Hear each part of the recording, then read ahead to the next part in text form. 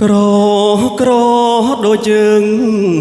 ដូចភ្លើងដែលគ្មានរងឹកសំដីមកមើកមួយលើកពីរលើកក៏ចាញ់រហូតប្រៀបធៀបថាណាំងគេអ្នកមានតែមានកូនគេមានឡានដូគ្រប់ម៉ូតបងលោកមិនដល់គេទេបាទសូមប៉ុណ្ណឹងស្ដាប់បានហើយបាទសូមអរគុណសូមឲ្យបេក្ខជនបន្តអត់ផានីបាទបាទសូមអញ្ជើញជ្រៀងកោកបាទសូមជ្រៀងមក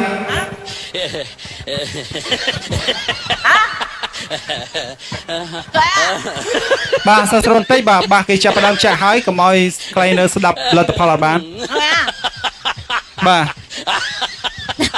បាទគណៈកម្មការមើលច្បាស់លាស់បាទបន្ទុះចុងក្រោយគឺធ្លាក់ឬក៏ជាប់តាមនឹងហើយបាទ1 2 3សុំច្បាប់ចាក្រមយកស្រីទៅបោក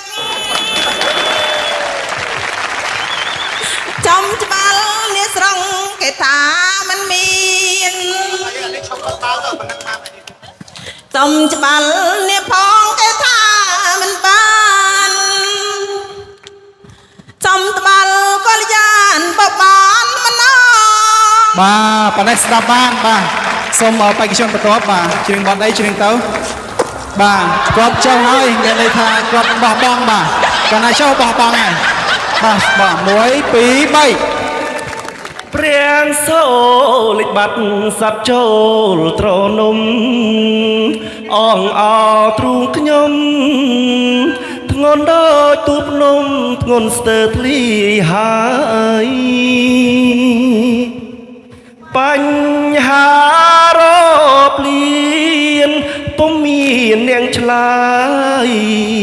ធ្ងន់ណាំងលោកអើយអ្នកណាជួយស្រាយបាទសូមអរគុណបាទប៉ុណ្ណេះបានហើយបាទសូមបេក្ខខនារីជាបន្តទៀត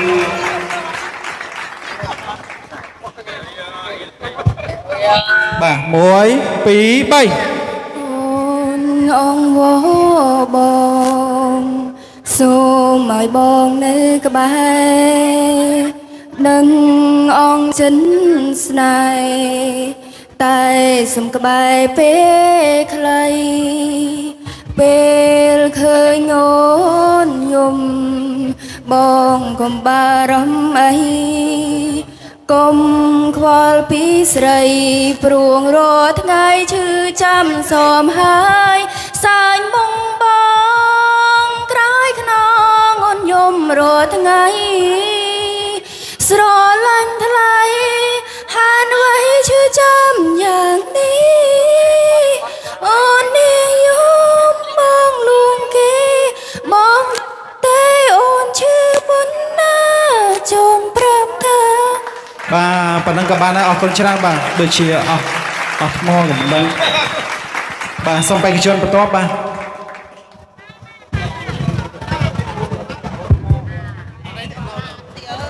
ជ្រៀងបត់ចាដែលណាបត់អីបត់ទៅបាទ1 2 3អូនជ្រឺយោគីហើយអូនណាបងនៅឯកោស្នេហ៍យើងសស្រុំមកតែបងនឹងប្រឹងរៀនសាចង់ឲ្យដឹងនៅស្រឡាញ់អូននៅចាំស្ងួនក្រុមវេលានេះហើយជាស្នេហាដែលបងមានចំពោះអូន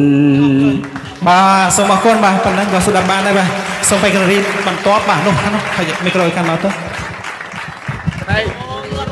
2 3នារីក្នុងសូមមិនមកគេជានាងណាហេតុអ្វីខ្ញុំមិនអាចដូចគេខ្ញុំចង់រៀនតាមចង់ធ្វើជាគេអាចជំនួងគេបានអន់ពេលខ្លាំងក៏ដឹងខ្លួនថាមិនអាចទៅរួញតែបងខំចិន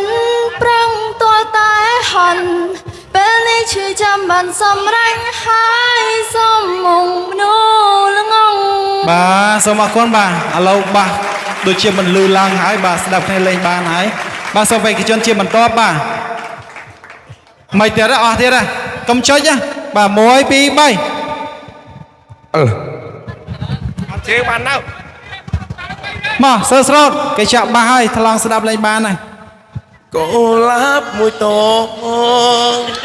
ថ្ងៃគួកំណើតបងកាកូលាបក្រហមតងស្រោបដោយបន្លាក្លិនផ្កាក្រអូបសាយជ្រាបពេញបេះដូងរៀមរាតែបេះដូងត្រឹមមុតបន្លាប្រផ្កាកូលាបត្រានត្រាយ បាទសូមអរគុណបាទប៉ុណ្ណឹងបានស្ដាប់បានបាទសូមបេក្ខនារីបន្តបាទ1 2 3 សូពីបរងដៃ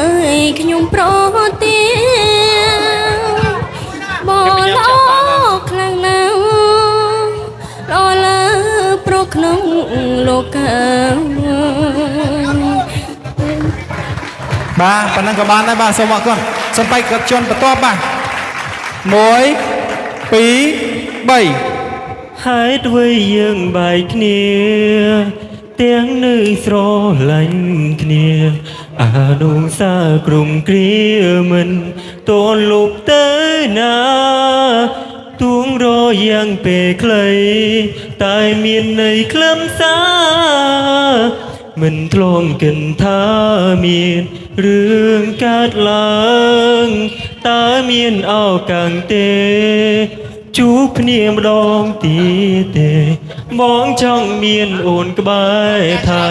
អូនដូចដើម បាទប៉ុណ្ណឹងសិនបានណាបាទដោយសារ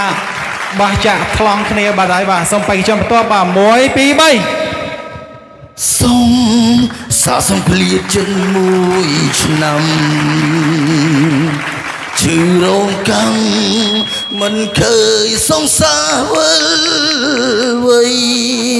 ស្នាមថាក្លិនចោតពលមិនរលំទេថ្លៃស្នាមថាជុំក្លិនស្រីមិនប្រៃ បាទសូមអរគុណបាទសលេងគាត់អ៊ីណូសិតបាទគ្រាន់តែអ៊ីណូសវឹងបាទ សូមសលេចទៅដល់មួយមក បាទទៅហើយបាទសូមចាំពេលបន្តិចបាទខ្ញុំបាទសូមមីក្រូមកខ្ញុំនឹងប្រកាសលទ្ធផលមកសូមដាក់គោវិញបាទបាទអញ្ចឹងត្រៀមខ្លួនបាទអញ្ចឹងបន្ទុកបានមកហើយអញ្ចឹងបេក្ខជនដែលជាប់លេខ5ទទួលបានទឹកប្រាក់ 40000 រៀលគឺទឹកពាក់ស្លាកលេខ9ឈ្មោះសវណ្ណរិទ្ធីជាប់លេខ5បាទសូមអញ្ជើញបាទមកមួយជំហានឈរទៅនឹងសិនបាទឈរទៅនឹងសិនបាទក៏ជាប់លេខ5បាទលេខ5ទេបាទអញ្ចឹងបេក្ខជនដែលជាប់លេខ3លេខ4សំទោសលេខ4គឺពាក់ស្លាកលេខ23អុកថានីបាទតាមមើលគាត់ជាប់មិនមែនដោយសារអីទេបាទគាត់ជាប់ដោយសារកម្រងផ្កាតែម្ដងបាទតាមដឹងណាបាទចឹងសុំបេក្ខជនលេខ4រួចហើយលេខ3បាទបានទៅលើលេខ3បានទៅលើពាក់ស្លាកលេខណាថា11អត់មានផងហ្នឹង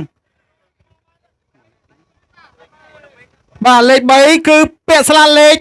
12ឈ្មោះសូនរក្សាបាទសូនរក្សានេះបាទបន្ទូកម្រងផ្កាគាត់បានប្រហែលចេះគាត់បានកម្រងផ្កា47បាទគាត់បានច្រើនបាទសូមបេក្ខជនដែលជាប់លេខ2បាទឈ្មោះបាទចង់ដឹងថាណាអត់បាទសិតតនៅជើងខ្លាំងមកសូមខិតតំណោះតិចដើម្បីឲ្យគេឃើញបាទចង់បេក្ខជនដែលជាប់លេខ2គឺពាក្យស្លាកលេខប្រមាណដឹងអត់ឈ្មោះអីគេគឺពាក្យស្លាកលេខ8បងវត្ថាបាទសូមអញ្ជើញបាទគាត់ជាប់លេខ2បាទលេខ1មិនដឹងជាអ្នកណាទេខ្ញុំមិនដឹងដែរបាទបើបានលើឈ្មោះសូមអញ្ជើញមកមុខមួយជំហានអ្នកទទួលពានយប់នេះបាទចឹងបេក្ខជនដែលជាប់លេខ1ក្នុងយប់នេះគឺអ្នកណាគេអ៊ីណូឬក៏យ៉ាងណាបាទគឺបេក្ខជនដែលពាក្យស្លាកលេខ លេខប្រមាណបាទគឺលេខ19ខែនសៀវបាទសូមអញ្ជើញបាទចឹងបេក្ខជនបេក្ខនារីដែលមិនបានលើឈ្មោះគឺមិនបានជាប់នៅយប់នេះទេបាទសូមអញ្ជើញទៅទទួលលុយកម្រងផ្កាបាទអាចចុះពីលើឆាកបានបាទគឺអត់មានលេខដាក់ទេបាទអញ្ចឹងសូមអញ្ជើញលោកច័ន្ទកុសលឡើងលើឆាកដើម្បីប្រគល់ពានរង្វាន់បាទយកពានមកផងបូយកពានឲ្យផង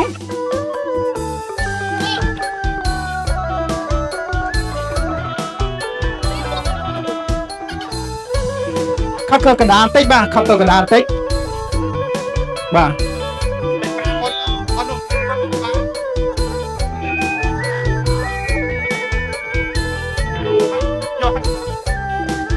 បាទបេក្ខជនជាប់លេខ1បាទឆ្នាំនេះបាទទទួលបានពាននិងប្រាក់រង្វាន់ 120,000 រៀលបាទ